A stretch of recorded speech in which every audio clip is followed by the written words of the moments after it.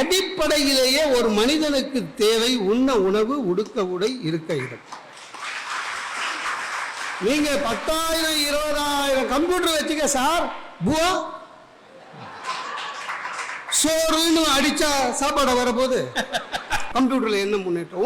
ஒன்றும் முன்னேற்றம் இல்லைங்க சார். கையெழுத்து போட்டுட்டு இருந்தேன் சார், நான் என்ன கை நாட்டம் ஆக்கிட்டானுங்க. நம்புங்க, என் ஆபீஸ்ல ஒரு 10 வருஷத்துக்கு முன்னால பாத்தீங்கன்னா டைம் ஆபீஸ்ல 3 ரெஜிஸ்டர் இருக்கும். Worker, staff, executive. நேராக போவேன், எக்ஸிகியூட்டிவ்ல கையெழுத்து போடுவேன், பந்தாவா போவேன். இப்போ என்ன பண்ணிட்டான், கம்ப்யூட்டர் உள்ள எடுத்துட்டு வந்துட்டான். இந்த கம்ப்யூட்டருக்கு தெரியாதுங்க, என் வீட்டில் நான் தான் காய்கறி வெட்டுவேன். அந்த காய்கறி வெட்டும் போது கொஞ்சம் கொஞ்சம் இங்கே வெட்டிக்கும். அதில் வச்சா tries once again, try once again. அது நான் 2 வீலரில் போகிறவங்க, மழை பெஞ்சதுன்னா நனைஞ்சினா போயிடுவேன். கையெல்லாம் மழையில் நனைஞ்சிங்கன்னா இந்த விரல் முனெல்லாம் வேற மாதிரி இருக்கும். அதை வச்சா ட்ரை அகைன், ட்ரை அகைன். 10 நிமிஷமா பின்னால் ஒரு பியூன் சொல்கிறான், சார் நீ லீவ் போட்டு கையை காய வச்சு எடுத்துனா போ சார்.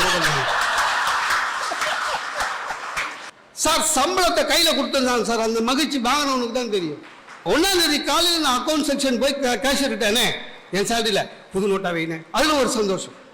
அது வாங்கி சார் கேஷியரை விட்டு வெளில வந்து எண்ணி பார்த்து சம்பளம் கரெக்டாக இருக்கும். அப்புறம் வீட்டில் ஒரு சம்பளம் சொல்லியிருப்போம், வாங்குறது ஒன்றும் இல்லை. அதனால நம்ம ஷேரை எடுத்து மடிச்சு போட்டுட்டு அதே கவரை மூடி வச்சு அவங்ககிட்டயே ஸ்டேப்லர் வாங்கி அடிச்சு வீட்டுக்கு போய் நல்ல பிள்ளையாட்ட பெருமாள் படத்துக்கிட்ட வை அப்படின்னு அவங்க மகிழ்ச்சியா அப்படியே கவரை என் கையில் எங்கள் வீட்டுக்காரர் எப்பவும் கொடுப்பாருன்னு போ. எவ்வளோ ஏமாத்தணும், இது ஒன்று. இப்போ என்ன ஆயிடுச்சு, திடீர்னு ஒரு கார்டு கொடுத்துட்டான், ஏடிஎம் கார்டு. இப்போ என்ன ஆயிடுச்சு, ஏதோ ஒரு நம்ம அடிக்கடி உளருவோம்ல, பின் நம்பரை உளறிட்டேன். அவ போட்டு பார்த்துட்டு, என்னங்க உங்களுக்கு சம்பளம் 45ன்னா 60ன்னு காமிக்குது அப்படின்னா, ப்ரமோஷன் கொடுத்தாங்கன்னு போய் சொன்னேன். இப்போ என் கை செலவுக்கு என் தங்கச்சி அக்காவுக்கு என் கையில இருந்து கொடுக்குற காசுக்கு வட்டிக்கு கடை வாங்கினுக்கிறேன். கம்ப்யூட்டர் என்ன நல்லது பண்ணிச்சு? ஒன்றும் இல்லை. ஒரு காலத்தில் பொண்ணு பார்க்க போனால் கல்யாணத்தில் பொண்ணு நேராக போய் பார்ப்போம், பையனை நேராக போய் பார்ப்போம், நல்லது கெட்டது தெரியுங்க. இப்போ அதையும் கம்ப்யூட்டரில் மாற்றிட்டாங்க. ஒருத்தர் என்ன பண்ணிட்டான், ஜாதகத்தையும் எல்லாம் ஃபோட்டோவையும் ஒரு 7-8 பேருக்கு ஃபார்வேர்ட் பண்ணிட்டான். போ அப்படின்னு 7 கல்யாணம் பண்ணியிருக்கான். எப்படா என்ன 8 ராசி இல்லை, அதனால நிறுத்திட்டேன். நியூமராலஜி படி 8 ராசி கிடையாது, நிறுத்திட்டேன். என்னடா ஏன்டா? ஆமா, என் ஃப்ரெண்டுங்க கல்யாணம் முடிஞ்ச அடுத்த நாள் ரொம்ப சோகமாக இருந்தான். என்னடா என்ன ஒரு தப்பு பண்ணிட்டேன்னா பொண்ணு நேரில் பார்த்துருக்கலான்னு. ஏன்னா ரிசப்ஷனில் தான் பார்த்தேன். ஏன்னா நாங்கள் கம்ப்யூட்டர்லேயே மூஞ்சி பார்த்து ஓகே சொன்னோம். ரிசப்ஷனில் தான் பார்த்தேன், கம்ப்யூட்டரில் ஏதோ கிராஃபிக்ஸ் பண்ணியிருக்கானுங்கடா, அந்த மூஞ்சே இல்லை இதுன்னு. நான் சொன்னேன் ரிசப்ஷனில் பார்த்தேன், சரி அதுவாது மேக்கப்போடு இருக்கும், மேக்கப் கலைச்ச பிறகு பார்த்தியா என்ன? பார்க்கக்கூடாதுன்னு தான் வெளில சுற்றி இருக்கிறான்டா இது வரைக்கும். எங்கள் அக்கா பையன் கம்ப்யூட்டர் கம்பெனியில் வேலை செய்கிறான். மாமா எங்கள் ஆஃபீஸில் எப்படி தெரியும்ல, என்ன டீலாம் டேபிளுக்கே வந்துடும். நான் போடா லூஸுன்னு. ஏன்னு? ஆமாம், டீலாம் டேபிளுக்கு வருதுன்னு என்ன அர்த்தம்? அந்த 10 நிமிஷம் கூட உன்னை வெளில விடாமல் வேலை வாங்குறான்னு அர்த்தம்.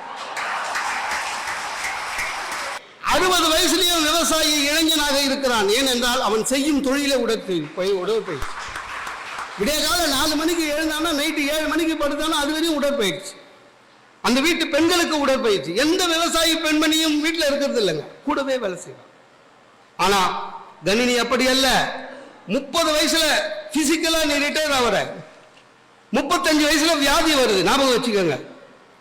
விவசாயி எல்லாத்தையுமே தாங்குவான் சார், தாங்குறான், இன்னும் தாங்குறான். அதனாலதான் இந்த நாடு இன்னும் விவசாய நாடாக இருக்கிறது. எவ்வளவு கொடுமை, தாங்குறான். அந்த இரும்பு இதயம் இறைவன் விவசாயிக்கு கொடுத்திருக்கிறான், ஞாபகத்தில் வைத்திருங்கள். இந்த கம்ப்யூட்டர் கம்பெனி வேலை செஞ்சுட்டு வரவங்க பஸ் பார்த்தீங்களா, இறுதி ஊர்வலம் போற மாதிரி இருக்கும். எல்லாம் அமைதியா ஜன்னலோடு தூங்கிது. சுனாமி வந்தது, இந்தியா பொருளாதாரம் கீழே போச்சு. அப்போ அமெரிக்காவிலேருந்து நமக்கு அந்த அமெரிக்க ஜனாதிபதி நம்முடைய பிரதமர்கிட்ட கேட்டார், கோதுமை வேணுமான்னு, ஏதாவது வேணுமா? நம்ம பிரதமர் சொன்னார், வேண்டாம், எங்களுக்கு தேவையான உணவுகளும் வசதிகளும் எங்களிடமே இருக்கிறது என்று சொன்னார் நம்முடைய பாரத நாட்டு பிரதமர். ஏன்னா நம்முடைய விவசாயத்துடைய மகத்துவம். ஒரு 6 மாசத்துல ரீட்டான்னு ஒரு புயல் அமெரிக்கா வச்சுது. அப்ப இவர் அவருக்கு போன் பண்ணாரு, என்ன அப்படின்னாரு, கொஞ்சம் கோதுமை அனுப்புங்க.